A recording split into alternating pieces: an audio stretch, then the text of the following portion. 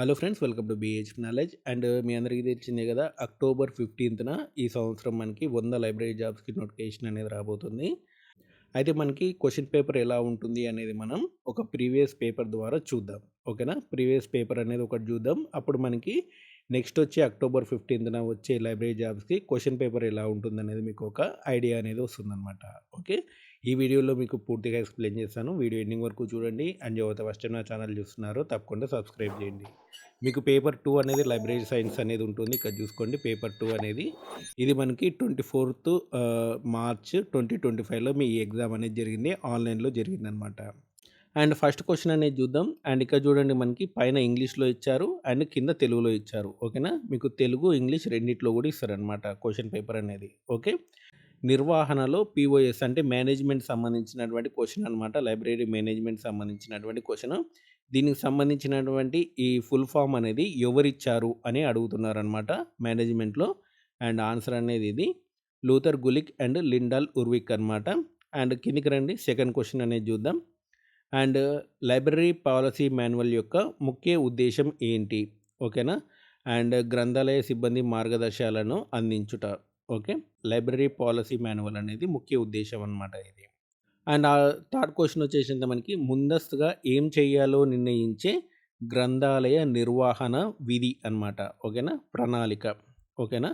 And తెలుగులో క్వశ్చన్లు అర్థం అవ్వాలనే కూడా కష్టమే అనమాట. పైన చూసుకోండి, ద లైబ్రరీ మేనేజ్మెంట్ ఫంక్షన్ ఈ that determine what should be done in advance is. ఓకేనా? మీకు లైబ్రరీ మేనేజ్మెంట్లో ఫంక్షన్స్ దేని ద్వారా నిర్ణయిస్తారు? దేని ద్వారా నిర్ణయిస్తారు? ప్రణాళిక, ప్లానింగ్ ప్రకారం నిర్ణయిస్తారనమాట. ప్లానింగ్ ప్రకారమే కదా మీరు ఒక్కొక్క ఫంక్షనింగ్ అంటే ఒక్కొక్క విధి నిర్వహణ చేసుకుంటూ వస్తారు. సో దాని గురించి అనమాట క్వశ్చన్. కొంతమందికి తెలుగు అర్థం కాకపోవచ్చు, కొంతమందికి తెలుగు అర్థం అవ్వచ్చు. దాని ప్రకారం మీరు క్వశ్చన్స్కి ఆన్సర్ అనేది చేయండి. ఓకే, అండ్ నెక్స్ట్ క్వశ్చన్ వచ్చేసినంత మనకి డిపార్ట్మెంటేషన్ అండ్ లైన్ మరియు స్టాఫ్ విధులు వికేంద్రీకరణ కమిటీలు మరియు సమూహ నిర్ణయాలు కలిగి ఉన్న నిర్వహణ విధిని డాష్ అంటారు. ఓకేనా? మీకు తెలుగులో కంటే కూడా ఇంగ్లీష్లోనే క్లియర్గా అర్థమవుతుంది. మనం పైన చూద్దాం. The management function which include departmentation line and staff functioning decentralisation committees and group decision is known as organising. ఓకేనా? అండ్ మీరు స్టాఫ్ యొక్క ఫంక్షన్స్ కానివ్వండి, అండ్ వాళ్ళకి విధులు అలికేషన్ చేయడం కానివ్వండి, అండ్ వాటికి సంబంధించినటువంటి గ్రూప్ డెసిషన్స్ కానివ్వండి, ఇవన్నీ కూడా చేయడాన్ని ఏమంటారు అని అడిగారు. ఆర్గనైజింగ్ అంటారనమాట. ఓకేనా? నిర్వహణ సాధన కోసం హెన్రీ ఫయోల్ సాధారణ మార్గదర్శకాలుగా ఎన్ని సూత్రాలను ఇచ్చారు? ఓకేనా? 14 సూత్రాలు అనమాట. ఓకే, మీరు ఒకసారి ఇంగ్లీష్లో చదవండి. How many principle has Henri Fayol given as a general guidelines for the management practice? And ఇక్కడ చూడండి, హెన్రీ ఫియల్ సంబంధించినటువంటి వ్యక్తి మేనేజ్మెంట్ సంబంధించినటువంటి ప్రాక్టీస్ సంబంధించి హౌ మెనీ ప్రిన్సిపల్స్ అనేది ఇవ్వడం అనేది జరిగింది. అంటే ఎన్ని రకాల ఇన్స్ట్రక్షన్స్, ప్రిన్సిపల్స్ అన్న ఇన్స్ట్రక్షన్స్ అన్నా కానీ ఒకటే, ఎన్ని ఇవ్వడం జరిగింది, మార్గదర్శకాలు ఇవ్వడం అనేది జరిగింది అంటే 14. ఓకేనా? హెన్రీ ఫియల్ సంబంధించినటువంటి జనరల్ గైడ్లైన్స్ అనేది ఉంటుంది కదా, మేనేజ్మెంట్ ప్రాక్టీస్ సంబంధించి ఎన్ని ప్రిన్సిపల్స్ ఉంటాయి అందులో? 14 ప్రిన్సిపల్స్ అనేవి ఉంటాయి అన్నమాట. ఓకే, అండ్ మీరు సబ్జెక్ట్ చదివితే మీకు అర్థమవుతుంది. హెన్రీ ఫియల్ సంబంధించినటువంటి మేనేజ్మెంట్ ప్రాక్టీస్ సంబంధించినటువంటి గైడ్లైన్స్లో ఎన్ని ప్రిన్సిపల్స్ ఉంటాయంటే 14 అనేవి ఉంటాయి. మీరు డీటెయిల్గా చదువుకోవాల్సి ఉంటుంది. ఓకేనా? సబ్జెక్ట్ అనేది డెప్త్గా చదువుకోవాల్సి ఉంటుంది. అప్పుడే మీరు క్వశ్చన్స్కి ఆన్సర్ అనేది చేయగలుగుతారు. ఓకేనా? సో ఇదనమాట మనకి ప్రీవియస్ పేపర్ సంబంధించినటువంటి క్వశ్చన్లు అనమాట ఇవి. అండ్ మీకు ఈ క్వశ్చన్ పేపర్ సంబంధించినటువంటి పీడిఎఫ్ లింక్ అనేది డిస్క్రిప్షన్లో ఇస్తాను. ఇవన్నీ కూడా ప్రాక్టీస్ చేయండి. ఓకేనా? ఇవన్నీ ఒకసారి ప్రాక్టీస్ చేయండి, మీకు తెలుస్తుంది.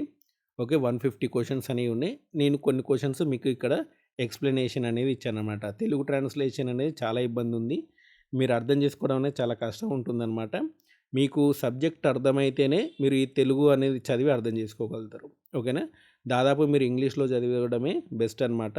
లేదు మాకు ఇంగ్లీష్ అసలు అర్థం కాదు అనుకుంటే మీరు ఆన్లైన్లో 2 కూడా చూసుకోవచ్చు అనమాట. ఓకేనా?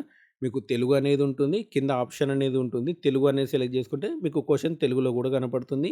మీరు మళ్ళీ ఇంగ్లీష్ సెలెక్ట్ చేసుకుంటే ఇంగ్లీష్లో కూడా కనపడుతుంది అనమాట క్వశ్చన్ అనేది. మీరు రెండిట్లో కూడా చూసుకోవచ్చు క్వశ్చన్ అనేది. ఓకే. సో, ఇదనమాట మనకి ప్రీవియస్ పేపర్ క్వెషన్స్ ఎలా వస్తాయనేది మీకు అర్థమైంది గదా! ఇక్కడ మీకు చాలా డెప్త్‌గా క్వెషన్స్ అనేవి అడిగారనమాట. మీకు థియరీ బేస్డ్ అంటే ఎవరైతే సబ్జెక్ట్ నాలెడ్జ్ ఉంటుందో వాళ్ళు మాత్రమే ఈ క్వెషన్స్‌కి ఆన్సర్ చేయగలుగుతారు. ఓకేనా? మినిమమ్ 3, 4 మంత్స్ అనేది టైం పడుతుంది టోటల్ సబ్జెక్ట్ కవర్ అవ్వాలంటే. So, okay. ఇది మనకి ఎంఎల్ఐసీ లెవెల్ ఎగ్జామ్ అనమాట. ఓకేనా? Masters in library science level exam అనమాట ఇది. సో, ఈ పీడీఎఫ్ లింక్ అనేది డిస్క్రిప్షన్‌లో ఇస్తాను చూసుకోండి. ఇంకేమైనా డౌట్స్ ఉంటే కామెంట్ సెక్షన్‌లో అడగండి. ఇలాంటి వీడియోస్ కోసం మన ఛానల్ తప్పకుండా సబ్స్క్రైబ్ చేయండి. వీడియోని లైక్ చేయండి, షేర్ చేయండి. Thanks for watching.